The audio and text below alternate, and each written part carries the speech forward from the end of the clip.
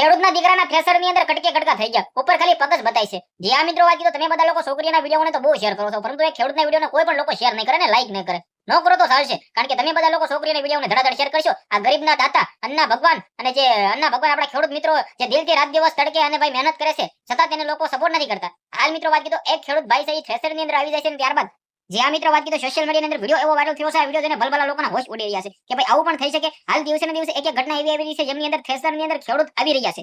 હવે ભાઈ આવી રહ્યા છે એનું ખાસ કારણ તો તમે બધા લોકો જાણતા છો કે થ્રેસરની અંદર આપણે ઉભા રહેવું છે, ત્યારબાદ જે આપણે ઘઉં હોય તો ઘઉં નાખતા વખતે ભાઈ ખેંચી લે છે અંદર. પરંતુ હાલ એક ભાઈ થ્રેસરની અંદર વહી ગયા છે. પ્રયાગરાજની આ ઘટના છે ને સોશિયલ મીડિયાની અંદર એટલો બધો વિડીયો વાયરલ થયો છે કે તેના વિશે વાત જ ના કરો.